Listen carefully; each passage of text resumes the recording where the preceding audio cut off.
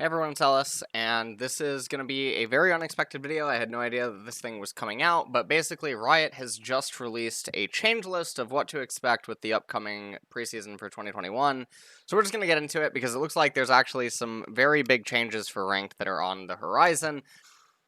And yeah, goals and changes. Autofill is going to be reduced, hopefully, to basically, alright, so, I mean, this is very low. Alright, pre-made disparity down from 54% to, okay, another very low one. New matchmaking methodology, faster and more accurate identification of skill level and normal queues coming to ranked in preseason, okay? MMR clamps quality of life change so that players at the top and the bottom of the 0.01% of the ladder aren't perpetually stuck trying to find a match. Improve transparency around ranked and matchmaking systems in progress. Ranked informed matchmaking that aims to match only those who are similar rank as you. Interdivisional promotion removal. Okay, so they're removing, I guess, the tiers inside of, so like Diamond 1, Diamond 2, Diamond 3. In progress, duo changes to Master Plus, structured unlock of Master Plus tiers, okay. Make rewards more recognizable and relevant from time spent in the league. That's, what, an aesthetic thing, right? The armor that you get surrounded by. Updates to Victorious, thematic, and content, okay. Players can play with and find others they want to play with. That's a really good one because it feels like a lot of people in this game, one of the things that I noticed is that it's very difficult to find communities where you're trying to get other people that you want to play with, unless you try to go into like Discords, you try to go on Reddit. It's often pretty hard to find like-minded individuals because there's not channels in League of Legends. There's not places that like you can go and sort of hang out. Again, unless you're using a third-party program like Discord in order to find those things. So I think that would be obviously really good.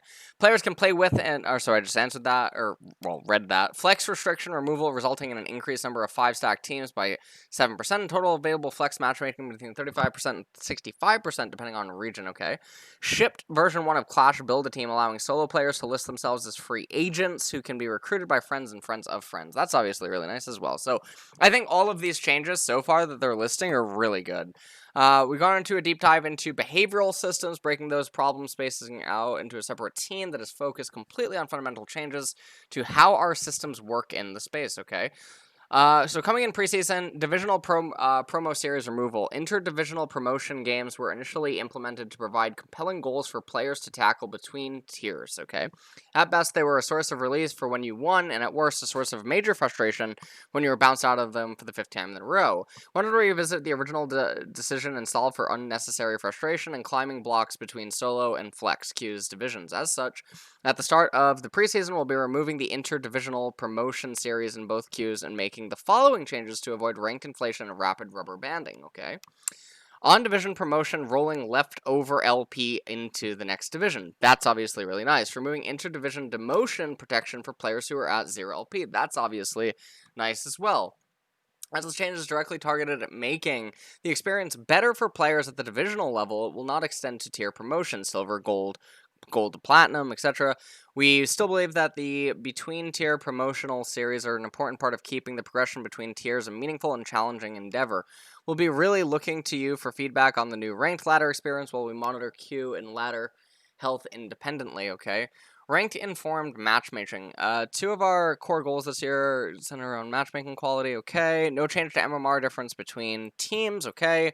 Within team LP differential cut by 40% at all matchmaking percentiles. Between team LP differential cut by 40% at all, okay. No more than plus 130 to Q times for the top 0.1% of players. Wow, okay.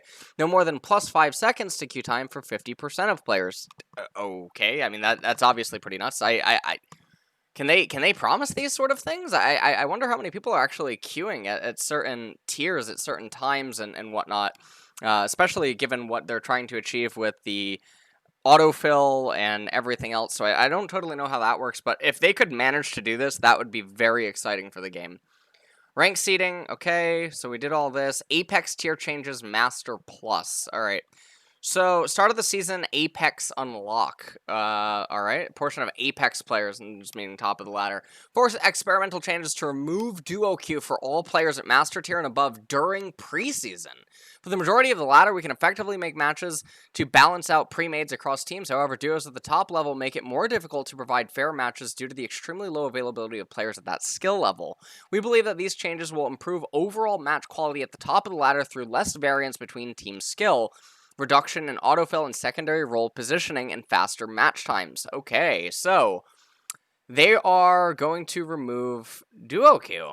That is an interesting thing. Now, obviously, they're doing it at Master Plus, which is where you should start having to really show your worth, and you should show your own ability to play the game at that point. I think that it's a really good thing that they're doing it at this tier of the ladder and not the ladder overall, because I think that a very big experience for players on the ladder, especially when you're climbing up, whether you're silver, gold, platinum, low diamond, mid diamond, whatever, is playing with your friends. And I think that it's important to obviously keep that aesthetic. Once you do start getting to Master, Grandmaster, Challenger, you're entering a different bracket of players. And it's not to say that players in those MMRs don't exist that play for fun, but it's more likely that they're starting to take the game in a lot more serious manner. And I think that adding things or removing things that can allow players to abuse those features or artificially climb and do all these other things only actually helps the highest ends of the ladder to have more skillful players inside of them. So I think that's really good.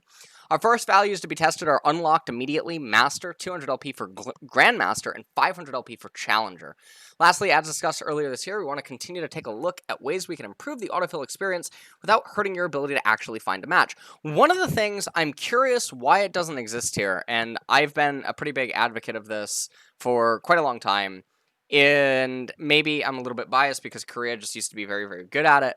I would personally think that it's actually very nice if there was no role selection above Master Plus. I think that League of Legends as a whole is it's a knowledge. You shouldn't be very adept at just playing one role or just playing a few champions or something once you start hitting the highest thresholds. The game overall is the game. You either understand it or you don't. And I think that if there's people that have glaringly obvious weaknesses or an inability to go out of or deviate from a couple of few champions or play other roles at a serviceable level at a certain MMR, there is probably a very big problem there. And I think that it only actually helps the overall player base as well as the Apex tiers or the super elite tiers to have players that wholly understand what is actually trying to go on inside of the game and have a much more well-rounded view of the game overall. And I think that would actually just help overall game knowledge and overall level of play. And I think that with amateurs and rookies and people that try to climb up the ladder, if they're capable of doing many different things, they're going to have many different perspectives on many different things, which helps their overall game knowledge. And so obviously, they're not alluding to that in here, and I think that would have been a very interesting change. I would have imagined that would have been a way to speed up the ladder, but it's not here. Clash end of the season. Adjacently, the November will mark the first end of the season for Clash players. Starting this year, you'll receive Clash-specific end-of-season rewards and recognition for your team's triumphs based on victory points earned over the season.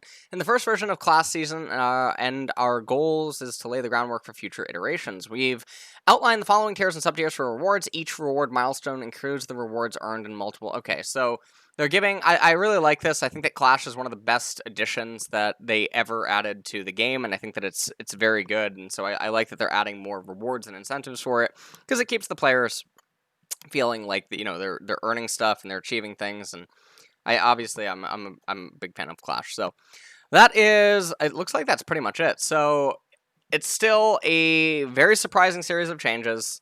Duo queue being removed, Master Plus is really, really good. The goals that they're trying to strive towards for the game search time and the autofill stuff, I think that's all fantastic.